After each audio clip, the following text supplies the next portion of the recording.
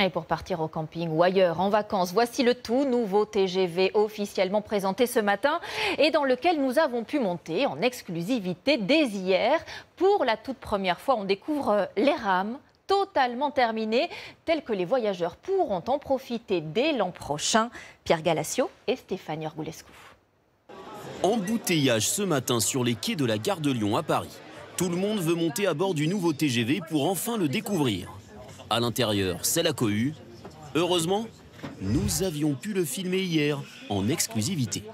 Voici d'abord le changement le plus visible, la voiture-bar, avec même un escalier à présent. Il y a 28 places assises, c'est énorme en fait. Et avant, il y en avait combien? Et avant, il y avait la place de 4 à 6 personnes. Il y a 2 étages. On consomme en haut, après avoir acheté en bas. Comme dans une épicerie, on a installé des frigos, exactement. Et le client se servira tout seul. Et il procédera au paiement, tout seul aussi. Donc on fait son café soi-même, on a un micro-ondes pour faire réchauffer soi-même. En fait, on fait tout soi-même. On est autonome, justement, pour gagner du temps, c'est ce que les clients réclamaient. Voici maintenant la seconde classe. Les couleurs ont changé, les sièges aussi. Ils sont bien plus fins qu'avant. Il y a moins de mousse à l'intérieur, malgré ça, le confort serait meilleur. En tout cas, ça permet de gagner de la place. Par rapport à aujourd'hui, au niveau des genoux, on gagne 5 cm, ce qui est quand même énorme. Les passagers disposent maintenant de 2 prises électriques individuelles, d'une tablette en 2 parties et d'un nouveau système de climatisation.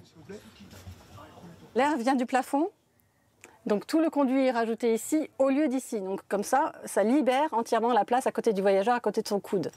Impossible désormais de ranger un sac en hauteur, il faut le mettre sous le siège. Un bagage cabine peut s'y loger. D'ailleurs, la SNCF promet 20% d'espace supplémentaire pour les grosses valises. Du côté des toilettes, c'est aussi un peu plus grand, avec même une fenêtre.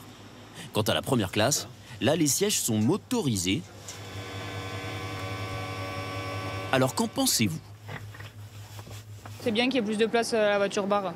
Comme ça, on peut manger dedans et rester. C'est un peu plus convivial. Regardez, même dans les toilettes, maintenant, il y a une petite fenêtre. Oh bah, on va y rester alors. Plus longtemps. Enfin, ce nouveau TGV sera aussi à l'épreuve des pannes de courant.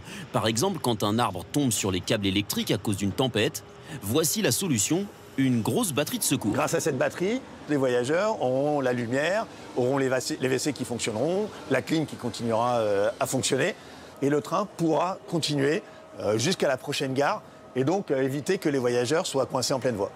Mais ce n'est pas pour tout de suite, ces nouveaux TGV circuleront début 2026, avec 2 ans de retard.